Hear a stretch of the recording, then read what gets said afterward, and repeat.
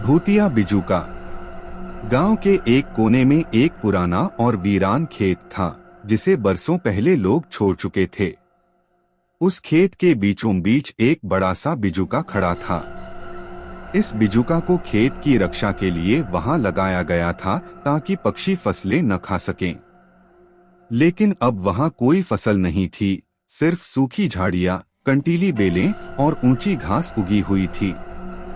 फिर भी बिजुका वहां वैसे का वैसा खड़ा था, जैसे किसी अनदेखी चीज की रखवाली कर रहा हो। गांव में एक अजीब सी अफवाह थी। लोगों का कहना था कि वो बिजुका सिर्फ पक्षियों को ही नहीं बल्कि इंसानों को भी डराने के लिए था। शाम ढलते ही कोई भी उस खेत की तरफ जाने की हिम्मत नहीं करता।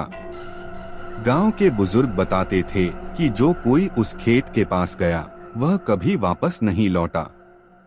कई साल पहले यह खेत एक किसान का हुआ करता था जिसका नाम रघु था।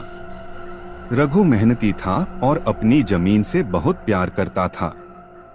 लेकिन कुछ दबंगों ने उसकी जमीन हड़पने की कोशिश की। रघु ने अपनी जमीन बेचने से मना कर दिया, जिससे नाराज होकर उन दबंगों ने एक रात उसे खेत में ही मार डाला।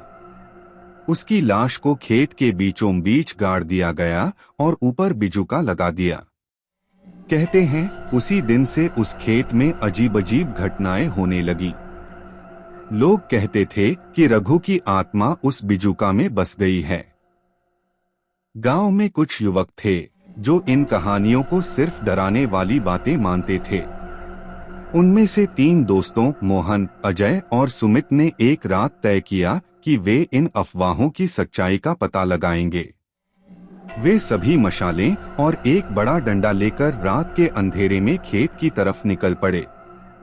रास्ता सुनसान और डरावना था। हवा में अजीब सी ठंडक थी और पेड़ों की पत्तियां सरसराने की आवाज कर रही थीं।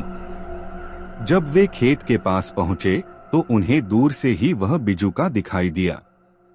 उसकी ऊंचाई अंधेरे में और भी डरावनी लग रही थी। उसकी काली आंखें चमकती हुई महसूस हो रही थीं। जब वे तीनों बिजुका के पास पहुंचे तो उन्हें महसूस हुआ कि वहां अजीब सी गंध फैली हुई है, जैसे कुछ सड़ रहा हो। अजय ने मजाक में कहा, ये तो बस सूखा घास और कपड़ा है, इससे डरने की क्या बात है। तभी हवा का झोंका आया और बिजुका अचानक हिलने लगा। मोहन ने डरते हुए कहा, यह हवा से हिला होगा, घबराओ मत। लेकिन जैसे ही सुमित ने उसे छूने की कोशिश की, बिजुका ने अपना सिर घुमाया। सबके दिल धक से रह गए।